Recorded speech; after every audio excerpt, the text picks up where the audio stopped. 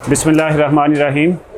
आज जो है वो हमारा बुकार में जो किताब है वो हेनरी किसिंजर की जो है वो लीडरशिप के ऊपर किताब है और this is an very important topic और उस पर आगे चल के हम बात करेंगे क्यों इम्पोर्टेंट है। लेकिन वैसे तो हेनरी किसिंजर जो है वो he does not need any introduction, लेकिन वो मैं एक देख रहा था पॉडकास्ट, तो उसमें जो मॉडरेटर था उसने भी कहा कि he does not need any introduction but he says that he likes introduction. तो थोड़ा सा हेनरी किसिंजर के बारे में उमर साहब कुछ थोड़ा सा ऑडियंस के लिए आप बता दें before moving to the book जो है। हाँ, हेनरी किसिंजर के बारे में जो मेन पॉइंट आज की जनरेशन को बताने ज़रूरी हैं कि एक तो ये कि ही इज़ 90 प्लस, ठीक है। तो 90 प्लस में इज़ स्टिल राइटिंग। अभी उन्होंने किताब एक पीछे आर्टिफिशियल इंटेलिजेंस पे भी कंट्रीब्यूट किया, उसमें शायद इतना लिखा तो नहीं। दूसरी बात ये है कि he has had a pivotal role in shaping the US foreign policy 1900 तकरीबन, जिसको न्यू लिबरल ऑर्डर हम कहते हैं। हाँ 1960 उसमें से बड़ा लेकर इंपॉर्टेंट रोल रहा है उसका। हाँ, न्यू लिबरल ऑर्डर तो तकरीबन 80s के बाद आया ना, उससे पहले जो रियलिज्म था तो 1960 से लेकर तकरीबन 1980 तक तो डायरेक्टली एज ए 20 साल तो डायरेक्टली, और उसके बाद फिर इनडायरेक्टली। तो तकरीबन 50-60 साल में एक तो ज़ाहिर है उनका ये रोल है, और उस रोल में बहुत सारे उसके नाकदीन भी हैं जो कि कहते हैं कि ये अमेरिकन इंपीरियलिज्म के नुमाइंदा हैं, इन्होंने दुनिया में डिक्टेटरशिप्स को प्रमोट किया और उन डिक्टेटरशिप्स ने रूथलेसली लोगों को मतलब स्लॉटर किया, और ये बैठ के देखते दुखते रहे। कोल्ड वॉर में निक्सन के दौर में निक्सन में भी थे ना ये? निक्सन में भी, बाद में फोर्ड में भी, निक्सन के दौर में नेशनल सिक्योरिटी एडवाइज़र, ठीक है। लेकिन फिर तीसरा जो जहत है वो एक एकेडमिक की है। तो basically he is historian, PhD Harvard से, tenure professor. 19th century diplomacy पे उनकी पहली किताब आई। दूसरी किताब जो है वो है न्यूक्लियर पे थी, लेकिन जो बहुत ज़्यादा मकबूलियत है पूरी दुनिया में वो 3 किताबें हैं। एक ऑन चाइना, जो तकरीबन चाइना पे एक टेक्स्ट बुक समझी जाती है वेस्ट में, since he was the first person who opened west to China and went there. और उसमें कोई पाकिस्तान का भी क्रेडिट पाकिस्तान हम भी कहते हैं क्रेडिट हम लेते हैं, बस क्रेडिट एक आधी दफ़ा ही होता है, वो फिर ब्लैंक चेक तो नहीं होता ना, जब मर्जी उसको करा लो। तो चाइना पे है, एक डिप्लोमेसी पे किताब है, और एक वर्ल्ड ऑर्डर एक किताब है which is a small text book, very aptly written.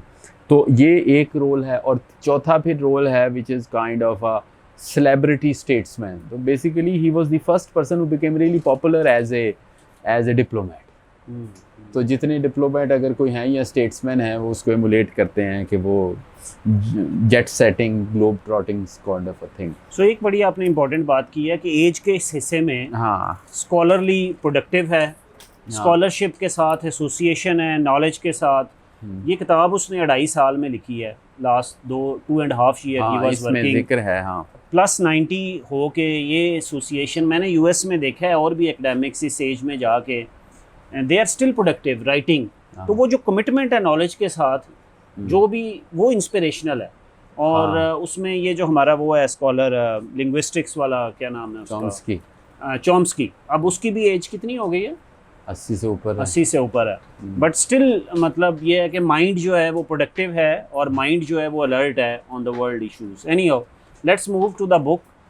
सो ये किताब जो है वो लीडरशिप के बारे में है, और जो लीडरशिप के ऊपर उन्होंने किताब लिखी है वो 6 वर्ल्ड ग्लोबल लीडर जो हैं उनकी ज़िंदगियों को उन्होंने रिव्यू किया है हिस्टोरिकली, कि वो कैसे इमर्ज हुए, उन्होंने क्या सर्कमस्टेंसेस थे अपनी अपनी नेशन में, और उन सर्कमस्टेंसेस से उठा के उन्होंने क्या रोल प्ले किया, क्या डिसीजंस लिए, और कैसे अपनी सोसाइटीज़ को डायरेक्ट किया टुवर्ड्स बेटर फ्यूचर।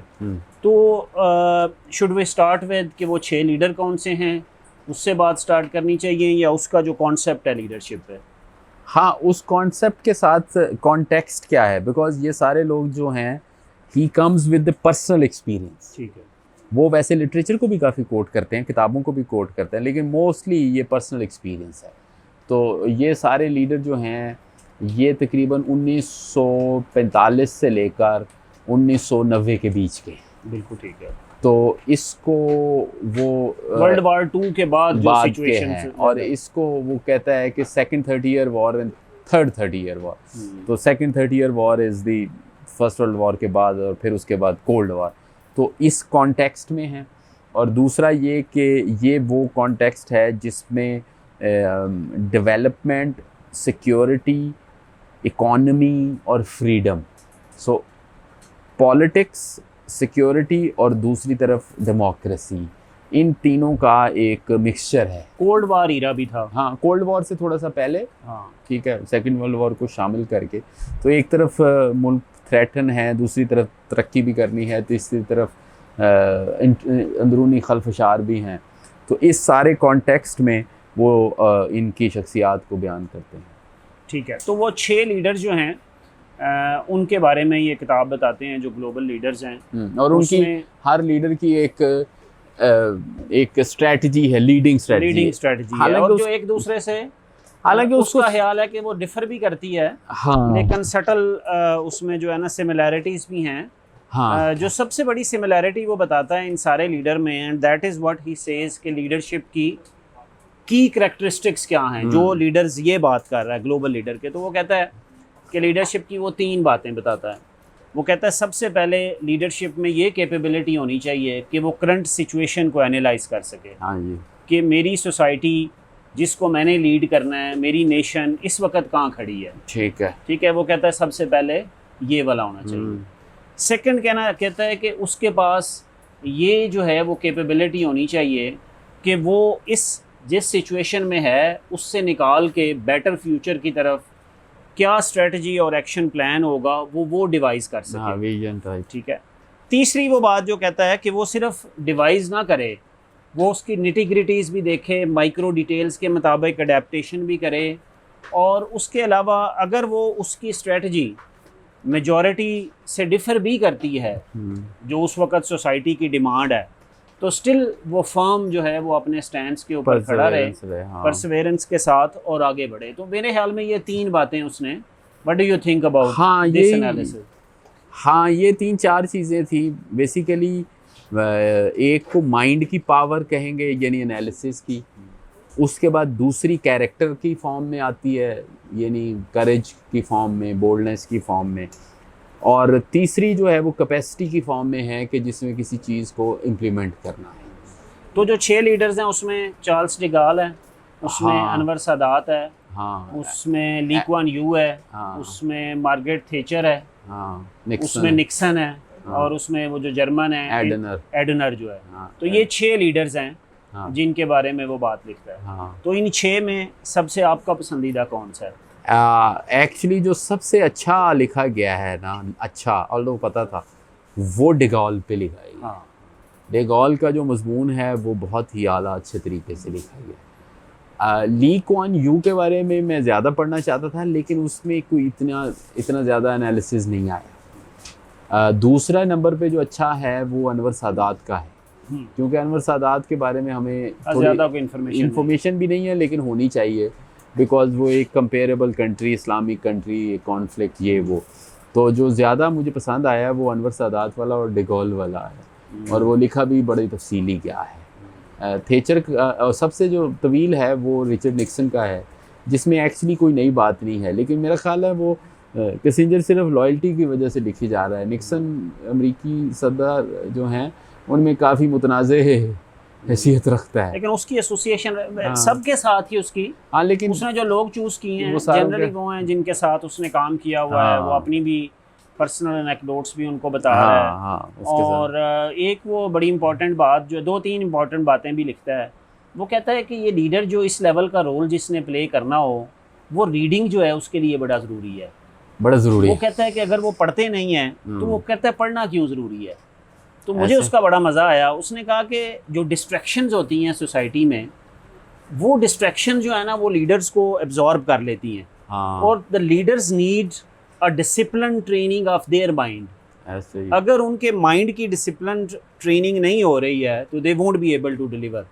और उसने कहा है कि रीडिंग इज़ द सोर्स, कि अगर आप पढ़ते हैं तो चूँकि वो ऑर्गेनाइज्ड एनालिसिस होता है, और आप वो एनालिसिस कर पाते हो जो कि आप एवरीडे डिस्ट्रैक्शन में नहीं कर पाते। तो लिहाजा रीडिंग जो है वो बड़ी इंपॉर्टेंट है। रीडिंग को वो इसलिए कहता है क्योंकि रीडिंग को वो बेसिकली फैक्टर इन करता है एनालिसिस में, और वो एनालिसिस को का बहुत अच्छा लिंक है, बड़ा नीट, वो है पास्ट, प्रेजेंट एंड फ्यूचर। वो कहते हैं कि कोई भी फ्यूचर पास्ट के बगैर नहीं है, और प्रेजेंट पे तो वैसे ही आप खड़े होते हैं। सो ये जो सारा थीम है, मैंने किसिंजर की काफ़ी राइटिंग्स पढ़ी हैं, तो उसका जो सारा थीम है एज ए स्ट्रेटेजिस्ट, वो रूटेड इन द पास्ट है। तो हिस्ट्री का पढ़ना या हिस्ट्री का समझना बड़ा ज़रूरी है।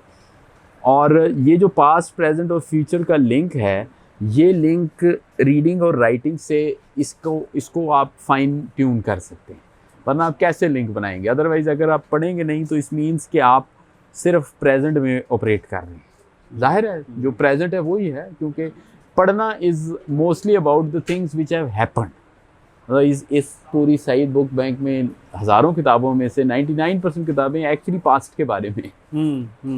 ठीक है, सही कह रहे हैं। फ्यूचर के बारे में बड़ी कम किताबें होती हैं। प्रेजेंट तो अभी गुजर रहा है, जब वो एक दिन भी गुजर गया तो वो पास्ट बन गया। तो ये जो थीम है ना, मुझे ये बहुत ही फैसिनेट किया है। दूसरा जो इसका एनालिसिस का थीम है ना, बहुत ही ज़्यादा, वो शुरू में इंट्रोडक्शन में भी लिखा है। वो थीम ये है कि जो स्ट्रेटजिस्ट है या लीडर है, वो अनसर्टेनिटी में ऑपरेट करता है। अगर उसको परफेक्ट इंफॉर्मेशन मिल जाए तो उसको डिसीजन मेकिंग की ज़रूरत ही ना है। इन अ वे ये इकोनॉमिक्स से बहुत लिंक करती है, लेकिन ये बार बार उसकी रिकरिंग थीम है उसकी सारी गुफ्तगू में, कि आप लीडरशिप जो है वो डिसीजन मेकिंग के साथ लिंक है, और डिसीजन मेकिंग टाइमिंग से लिंक होती है। और टाइम जो है वो आपको इन्फॉर्मेशन नहीं देता कभी। मसलन आज सैलाब आ गया है, तो अब आप ये अभी पता नहीं कितना डैमेज हुआ है, अगर डैमेज की असेसमेंट कर लें तो उसको करते करते 3 महीने लग जाएंगे, गुजर जाएंगे। अगर उन 3 महीनों के बाद डिसीजन करना होगा तो डैमेज तो हो जाएगा। सो अगर कोई लीडर हैं तो उन्होंने आज के दिन इस अनसर्टेनिटी में, मसलन एक शहर को खाली कराना है, अब पता नहीं सैलाब ज़्यादा होगा या कम होगा, अब कम सैलाब जो है वो हो सकता है कल को शहर खाली करा लें, लोग तंग हो, तो ये डिसीजन मेकिंग यही डिसीजन बड़े लेवल पे है। जैसे जंग होने वाली, तो अब जंग में क्या, जंग से पहले क्या करना है, क्योंकि होने के बाद तो टाइम नहीं मिलेगा। सो ये यहाँ पे वो रीडिंग और वो कॉम्प्रिहेंशन और वो इमेजिनेशन का रोल है कि जो कि आप एक लीडर को वाइज बना। सो वो उसने जो किताब एंड की है, वो अगेन वो जो नई आपने मुझे भी बुक रिकमेंड की थी, how to live a good life, stoics के बारे में। स्टोइक्स के बारे में, तो इसलिए मेरा नया love for Stoics William Irwin, वो आपने मुझे बुक देनी है, मैंने भी पढ़ी नहीं है। ठीक है, तो वो उसके एंड पे वो ख़त्म करता है वो एक स्टोइक के कोट के साथ, एपिक्टेटस। तो वो कहता है कि ये स्टोइक्स ने, वो उसके बारे में कहता है कि उसने कहा था कि जो एक्सटर्नल एनवायरनमेंट है, हाँ, उसको तो आप कंट्रोल नहीं कर सकते। हाँ, कि जैसे अब जब लीडर इमर्ज हुए, वर्ल्ड वार हो चुकी हुई थी, तबाही हो चुकी हुई थी, वो अब आपके बस में नहीं था कि उसको रिवर्स कर सकें। लेकिन what is in your control, how you respond to that situation. हाँ, तो ये आज के फ्लड्स के बारे में भी यही है, मतलब कि वो फ्लड्स तो आ गए हैं, now how our leadership is responding. And leadership does not mean कि वो सिर्फ गवर्नमेंट में बैठा हुआ जो है ना वो लोग हैं। हर लीडर जो जिस भी स्फेयर में कोई लीडर काम कर रहा है, तो वो how do you respond to those circumstances. तो ये बड़ी जो है ना मुझे अच्छी बात लगी थी उसकी, कि लीडरशिप के अंदर ये भी एक बड़ा इंपॉर्टेंट रोल है। सेकंड जो है वो मैं उसके बाद आप कुछ इस पे अच्छा एनालिसिस, थोड़ा हम कंपैरिजन करते हैं कुछ लीडर्स का, तो उसमें उसने एक बड़ा सटल सा जो है वो एनालिसिस है, वो ये है कि जो एडनर था और वर्सेस चार्ल्स डिगाल, के दोनों यूरोपियन लीडर थे, वो जर्मन लीडर था, वो फ्रेंच लीडर था। तो उसने कहा कि एडनर जो है, और उसने कहा हर एक की अपनी स्ट्रेटजी है ना, तो एडनर जो है उसने बड़ी ह्यूमिलिटी से काम स्टार्ट किया था, और चार्ल्स डिगाल जो है he was famous for being rude और स्ट्रेट फॉरवर्ड और डायरेक्ट, और ये ज़्यादा डिप्लोमेटिक था, हम्बल था, और वो ज़्यादा, उसको लोग फ्रांस में भी नापसंद करते थे कि वो सीधी बात कह देता था। तो अब उसने कहा उसकी सीधी बात कहना भी उसकी अच्छाई थी, और इसका डिप्लोमेटिक होना भी इसकी अच्छाई थी। ठीक बात। तो वो उसके बारे में वो एनालिसिस बड़ा अच्छा करता है। वो कहता है कि ये कैसे डेवलप हुई, तो उसने कहा वो सर्कमस्टेंसेस ने डेवलप किया उनको, कि जर्मनी जो है वो नाटसी उस वक़्त जो है वो सारे जंग हार चुके हुए थे, एक पूरी दुनिया की तरफ से उनके ऊपर जो है प्रेशर था कि they are the people who have done all these war brutalities, evils, और जर्मनी जो है वो इतनी देर से एक एम्पायर था और अब वो लूज़ कर चुका हुआ था जंग, और कौम बैठी हुई थी। अब उस सिचुएशन के अंदर कौम को उठाना और ये ना मानना कि हमने बुरे काम किए हुए हैं, दैट वाजंट ट्रू। तो लिहाजा उसकी बिगिनिंग ह्यूमिलिटी से आई थी। और फ्रेंच जो हैं वो लिहाजा अपने पास्ट और टिपिकल फ्रेंच उसमें उसने प्राइड में लेके आगे बढ़ना था। फ्रेंच बीइंग फ्रेंच, तो उसने इसलिए ही वाज मोर डायरेक्ट, और उसके वो डायरेक्ट होने की वजह से जो उसने निक्सन के साथ मुलाकातों का जिक्र किया हुआ है कि उसने बड़ा स्ट्रेट फॉरवर्ड, एक बड़ा अच्छा है उसने वो मेरे ख्याल में निक्सन के बारे में है कि इसने उसके किसी एड के बारे में पूछा, उसने कहा कि आप वियतनाम से निकल क्यों नहीं जाते। तो निक्सन ने किसिंजर ने उसको कहा कि it's a matter of credibility. तो उसने कहा कि कहाँ पे क्रेडिबिलिटी, उसने कहा कि फॉरेन पॉलिसी की क्रेडिबिलिटी, मिडिल ईस्ट। तो उसने कहा कि अच्छा इज़ देयर एनी क्रेडिबिलिटी, उसने कहा ना कि दुनिया में तो पहले ही आपकी क्रेडिबिलिटी नहीं है, तो आप कहाँ के लिए फ़िक्रमंद है, तो उसने कहा मिडिल ईस्ट। तो only they were concerned at that time कि अगर वियतनाम से हम इस तरह हार के निकले तो हमारी मिडिल ईस्ट में जो पोजीशन है तो वो बड़ी वीकन हो। तो that's the French way of I think directly posing questions और हार्श क्वेश्चन जो है ऐसे। तो ये अच्छा था। दूसरा थोड़ा सा थेचर और सादात के बारे में आप कुछ बताएं। और देखें जो इसमें जो थीम है ना वो है, और वो थेचर और सादात दोनों पे आएगा, बाकी पे वो है रियलिटी और आइडियलिज्म का थीम।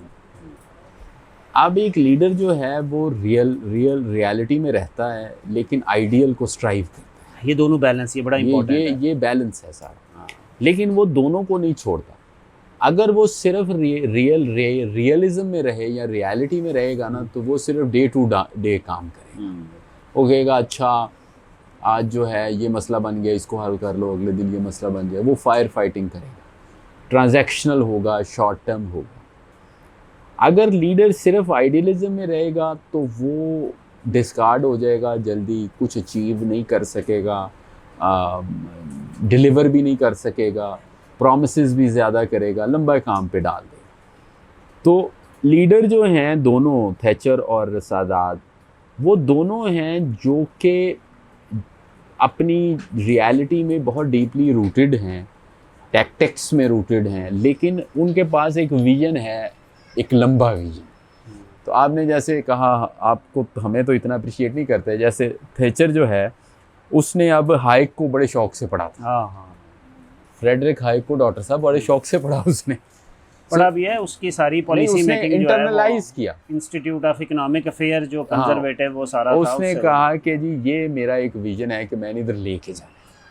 और मतलब 10 सालों में उसने ब्रिटेन की जो पर कैपिटा है उसको डबल कर दिया। पर कैपिटा का डबल होने का ये मतलब नहीं कि गरीब बहुत ज़्यादा अमीर हो गए होंगे, क्योंकि बहुत अमीर हो गए, लेकिन इन एनी केस अनएम्प्लॉयमेंट काफ़ी कम हो गई, इन्फ्लेशन भी कम हो गई, तो बहुत प्रॉस्पेरिटी है।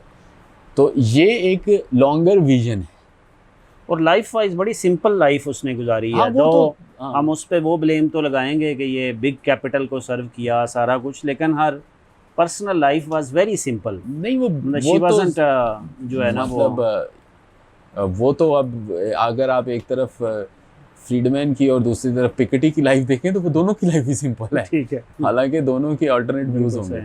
तो वो थैचर का भी ये था, सादात का भी ये था कि सादात का तो बहुत ही आयरॉनिकल है। आई थिंक वो तो हमें इधर सादात का पढ़ाना चाहिए।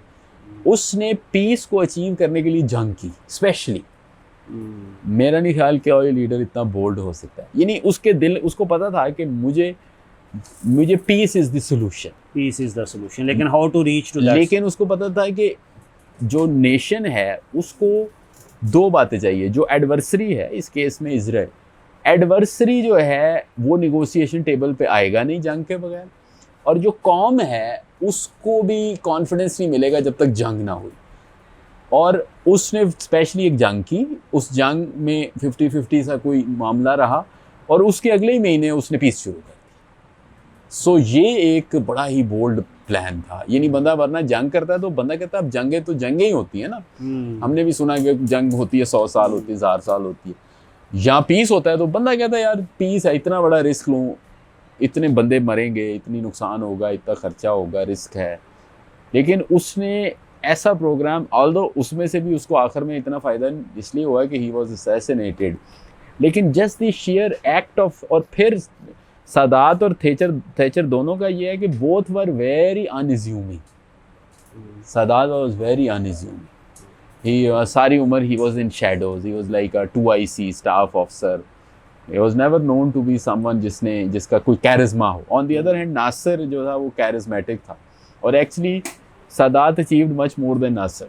इसमें सारे ही जो लीडर हैं इसमें वो इससे पहले फोरफ्रंट पे आने से पहले वो कोई करिज्मेटिक उनके ऐसे कॉन्ट्रीब्यूशंस नहीं थे। हाँ, तो I think that is also important कि लीडर के लिए उन्होंने जो कहा है कि उस वक्त जब सिचुएशन में वो मैं आपको कंक्लूजन जो कह रहा था ना, हाँ, कंक्लूजन में वो ये बात करता है बिटवीन अरिस्टोक्रेसी एंड मेरिटोक्रेसी। हाँ, वो बड़ी तो इम्पोर्टेंट उसने ये कहा कि ये जो लीडर हैं ये सारे मिडिल क्लास के, ये भी बड़ी इम्पोर्टेंट वो जो आप कह रहे हैं ना कैरिज्मा नहीं है, हाँ, तो मिडिल क्लास में तो कैरिज्मा नहीं होता। मिडिल क्लास तो मेहनत से नीचे उसे बनते हैं, उसमें कैरिज्मा अगर होता भी है तो शायद साइड पे ख़त्म हो जाए। तो जो एरिस्टोक्रेट्स हैं उनमें का कैरिज्मा होता है। तो ये सारे लोग जो हैं इनमें कैरिज्मा उस तरह से नहीं था। डे गॉल कह सकते हैं काफ़ी कैरिज्मेटिक था, जस्ट बिकॉज उस अपॉर्चुनिटी में जहाँ पे वो आया तो ही वॉज वेरी कैरिज्मेटिक। कि मतलब ज़ाहिर है जब वो मतलब फ्रांस में डे गॉल को, मतलब आप उसको समझें कि कैनेडी और नेहरू और बड़े बंदों का मिला के वो सब कुछ डे गॉल को ही समझते हैं। सही कह रहे हैं। तो बिकॉज फौजी भी था और इस तरह, लेकिन बाकी तो वो लोगों में कैरिज्मा वो बिकॉज वो मिडिल क्लास से आए थे, उन्होंने मेहनत की थी, वो मेरिटोक्रेसी से नीचे आए थे, ऊपर आए थे पढ़ के स्कूलों में, कोई स्कॉलरशिप से आया है। 2 तो क्लर्क के बच्चे हैं इनमें, सादात भी, और कोई एलीट स्कूलिंग भी नहीं है। हाँ, स्कूलिंग एलीट है लेकिन 1-2 कुछ की, लेकिन अपनी स्कॉलरशिप की बेस पे, not on the base of a privilege. दूसरा वो कहता है कि ये उस दौर में पैदा हुआ है जहाँ इससे पहले जो राइज चीज़ थी वो अरिस्टोक्रेसी भी थी, और जो रूल बाय एम्परर्स था, किंग्स, हाँ, तो इन्होंने इंस्टीट्यूशंस डेवलप किए। तो इनका जो एक लीडरशिप थी उसका एक रोल ये भी था कि चीज़ों को अपने अराउंड रिवॉल्व रखने की बजाय उन्होंने इंस्टीट्यूशंस और सिस्टम ऐसे डेवलप किए जिनके अंदर मेरिटोक्रेसी एम्बेडेड थी। लेकिन क्या ली कुआन यू भी इस डेफिनेशन पे पूरा उतरता है? वो तो लाइफ लॉन्ग जो है ना बड़े आहर पे आके उसने छोड़ा है अपनी जो है ना वो, और वो भी अपने बेटे के पास गई है आगे। नहीं, बेटे के पास डायरेक्ट नहीं गई, बेटे के पास बाद में गई। हाँ, बाद में गई है, पहले तो किसी और के पास। बिल्कुल। ली कुआन यू को बड़ा आइडियलाइज भी करते हैं, but at the best Lee Kuan Yew की जो मिसाल है ना, अथॉरिटेटिव भी तो उसकी, वो अथॉरिटेटिव तो चलो बहुत से और भी होंगे, लेकिन बुनियादी तौर पे वो उसकी रेप्लिकेशन है उस मॉडल की। चूँकि सिंगापुर एक सिटी स्टेट है, 2 मिलियन उसकी आबादी है, तो ज़्यादातर लोग जो हैं वो जब भी उसको मिसाल देते हैं वो एज ए मॉडल उसको रेप्लिकेट करते हुए थोड़ा सा हेजिटेट भी करना। ये तो एक आइलैंड है छोटा सा उसमें। हाँ, लेकिन जो ली कुआन यू का लेसन है जो मुझे बहुत ही स्ट्राइक किया वो ये था कि ली कुआन यू ने कभी भी अपने लिए कोई एक मॉडल जो है ना वो नहीं अडॉप्ट किया। सो ही, और ली कुआन यू के बारे में इसने लिखा भी है कि उसकी कोई आइडियोलॉजी नहीं थी, प्रैग्मेटिस्ट था वो, एक प्रैग्मेटिस्ट भी था और बहुत ही फोकस था अपने इंटरेस्ट पे। सो जो काम चलता था वो चला लेते थे। मैनेजरियल ज़्यादा था। हाँ, जहाँ पे उसको लगा कि फॉर एग्जांपल वहाँ पे डिक्टेटरशिप की भी ये सूरत हाल थी कि उन्होंने यहाँ तक रखा हुआ था कि इस इलाके में इस तरह के लोग रहेंगे, इस इलाके में इस तरह के लोग रहेंगे, मिक्स करने के लिए, और दूसरी तरफ लोगों को कुछ हद तक आज़ादी भी थी। तो ली कुआन यू का जो लेसन है वो ये था कि he was a very Avid traveller, बहुत ज़्यादा फिरता था, और डॉक्टर साहब वो वाहिद बंदा था जो as a prime minister university में दाखिल हो गया जाके। एज ए प्राइम मिनिस्टर था, प्रेसिडेंट था, क्या था जो भी, हेड ऑफ द गवर्नमेंट, तो वो यूनिवर्सिटी में जाके उसने कोर्स किया जाके, और उसने कहा मैं इधर आपसे सीखना चाहता हूँ। He was a learner. और अगर आप सिंगापुर के मॉडल को देखें तो सिंगापुर के मॉडल को सिर्फ इसलिए ही मॉडल नहीं बनाया जा सकता, बनाना ही नहीं चाहिए, क्योंकि सिंगापुर मॉडल खुद भी किसी मॉडल पे नहीं बना, वो तो जैसे जैसे चलता गया वो बनाते चले गए। निक्सन के बारे में हमने ज़्यादा बात नहीं की, कुछ निक्सन के बारे में बताएं और हम फिर ऑडियंस की तरफ जाते हैं। हाँ, निक्सन जो है वो अमेरिकी में बड़ा वाहिद अमेरिकी सदर जो कि रिज़ाइन जिसने किया और जिसने क्या नाम है, जिसका एक मुतनाज़ा सा रोल है, लेकिन निक्सन का जो 2-3 चीज़ें उसको करती हैं डिस्टिंग्विश। एक तो Nixon was again from a very very lower middle class background, और प्रेसिडेंट बनने से पहले को बिल्कुल लाइमलाइट में बिल्कुल नहीं था, और वाइस प्रेसिडेंट रहा। दूसरा वाइस प्रेसिडेंट भी बड़ा वो हाँ, दूसरा जो है ना, low निक्सन को profile जिस था। पे वजह से बहुत ज़्यादा ये करते हैं, वो निक्सन का बाउंस बैक है।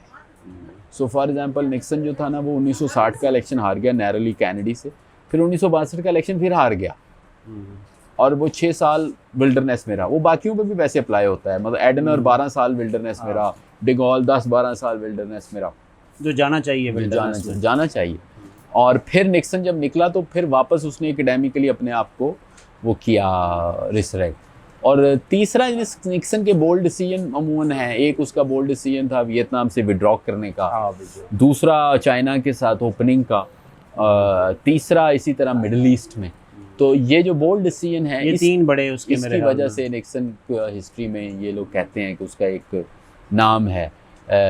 वैसे वो ज़्यादातर उसको अमेरिका में जब हम पढ़ते थे तो उसको ऐसे डॉजी सा एक कैरेक्टर के तौर पे लेते थे, लेकिन ये जो है निक्सेंजर ये कहता है कि उसका बड़ा मतलब उसकी अंडरस्टैंडिंग थी, ही थिंक्स कि उससे ज़्यादा फॉरेन अफेयर्स की किसी को अंडरस्टैंडिंग नहीं थी। हमारे लिए चूँकि हम जब भी बुक रखते हैं तो हमारा टारगेट जो है वो हमारे बूढ़े बूढ़े पॉलिटिशियंस नहीं हैं जिन्होंने ना ये देखना है और ना ही उन्होंने कुछ समझने की कोशिश करनी है। तो हमारी जो ऑडियंस हम अपील करना चाहते हैं वो यूथ को है।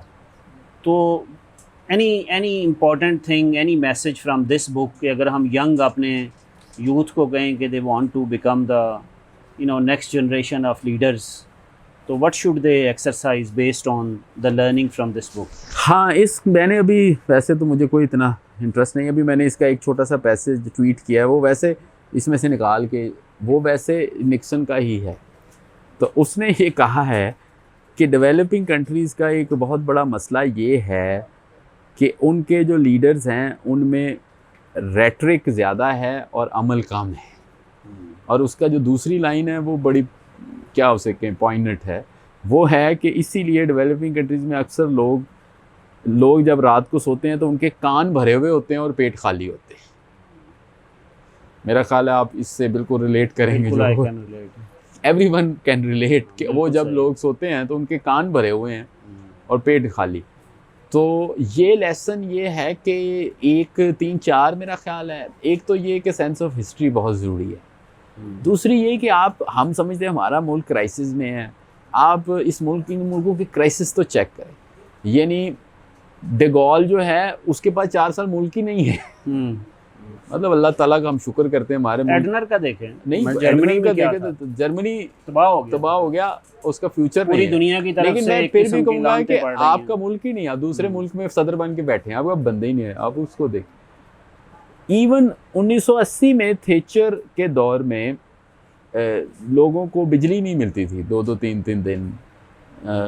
उसके बाद आप ली कुआन यू का देखें कि उसके मुल्क में खुद एग्जीक्यूट होने जा रहा नहीं था। उसका फिर एक्सपेरिमेंट देखें, उन्होंने अपने मुल्क को मलेशिया से मिलाया, मलेशिया ने उनको ठुड्डा मार के निकाल दी। वो कभी कहीं जाते कभी कहीं जाते, यानी मुल्क का जो एक मतलब सर्वाइवल ही नहीं हो रहा। और उस हालात में ये लीडर्स ने अनवर सादात का देखें कि वो किस लेवल पे ऑपरेट कर रहा है। पहले 67 में जंग हुई, फिर 73 में जंग हुई, फिर पूरा अरब जो है वो एक कॉन्फ्लिक्ट में है, और जो आजकल कॉन्फ्लिक्ट है ये उन कॉन्फ्लिक्ट के मुकाबले में कुछ भी नहीं। ये मैं जो आप बात कर रही हैं, मैं अक्सर कहता हूँ, जो हम पाकिस्तान में कहते हैं ना मुल्क नाजुक दौर से गुजर रहा है, तो मैं कहता हूँ कि दुनिया का हर मुल्क हर वक्त नाजुक दौर से गुजर रहा होता है। हाँ ठीक है, एक डिसीजन बुरा या अच्छा जो है ना वो बहुत मैटर करता है। नहीं तो इन एनी केस कुछ लम्हे ऐसे आते हैं जिसमें बाकी सिचुएशन टेंस होती हैं, लेकिन हम तो हर रोज़ ये सुनते हैं ना टेंस है। और इसमें जो आपने बात की है कि ये टेंस सिचुएशन के अंदर से ही लोग विजन लेके उठते हैं, तो that's I think an important message. Third I would like to add, जो उसने कहा है कि अगर आपने लीडर बनना है तो रीडर बने। हाँ ये तो ठीक है, तो आपने माइंड को आपने ट्रेन करना है, ऑर्गेनाइज करना है, तो रीडिंग के अलावा कोई शॉर्टकट नहीं है।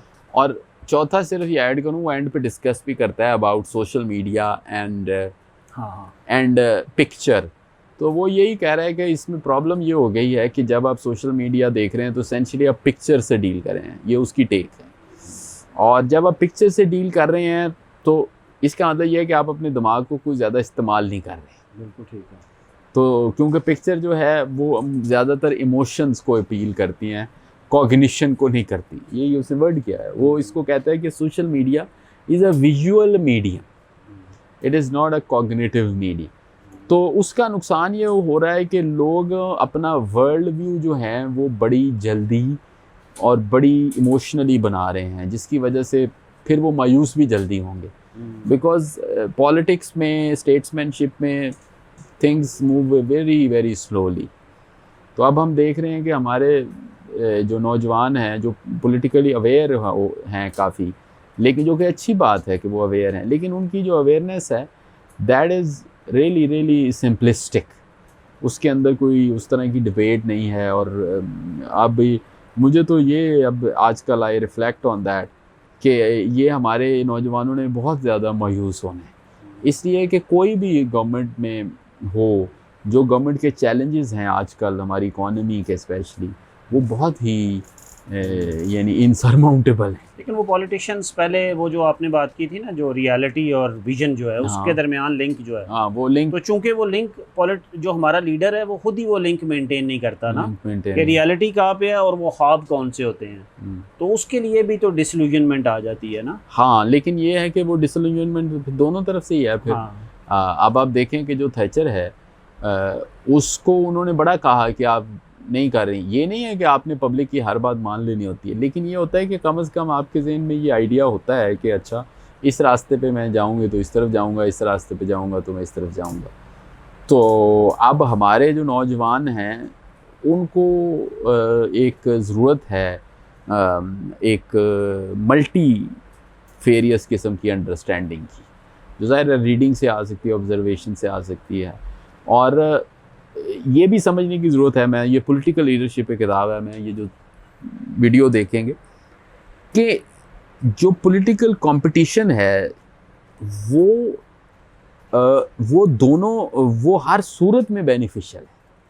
तो मसलन अगर मुझे एक डिनर पे दो पार्टीज़ के लोग जो हैं वो आपस में लड़ पड़े, एक ने कहा मैं फ़लाँ को वोट दूंगा, इसने फ़लाँ वोट, तो मुझे उन्होंने कहा मीडिएट करें, तो मैंने कहा आप दोनों का होना किसी भी अच्छी पॉलिटी के लिए एक ब्लेसिंग है, बिकॉज बहुत ही नुकसान होगा उस दौर में जब सारे लोग एक ही साइड पे होंगे। बिल्कुल ठीक है। तो मैंने कहा जी आप भी ठीक हैं, आप भी ठीक हैं। वो ये कहते ये कैसे हो सकता है, ये जो पॉइंट है, मैंने उनको कहा ये इसलिए है कि एट सम लेवल आप इनको compete करेंगे तो अगली दफ़ा आप आ जाएंगे, आप उसको कर लीजिएगा। So that competition produces outcomes जिसके नतीजे में सोसाइटी आगे जाती है। बिल्कुल ठीक है। हमारी जो पॉलिटिकल लीडरशिप और नीचे बात ये होगी वो ये है कि कोई भी यानी वो इसी पे ऑपरेट हो रही है कि there should only be one voice. हालांकि Lee Kuan Yew produced one voice, लेकिन मे भी उसमें अंदर भी काफ़ी एक्सेप्शंस और उस तरह की चीज़ें। बिल्कुल ठीक है। लेकिन हमारी डाइवर्सिटी नेशन की ऐसी है ना, उसमें one voice will be detrimental जो है ना। सो थैंक यू उमर साहब, इसको कंक्लूड करते हैं और थोड़ा ऑडियंस से क्वेश्चन करते हैं।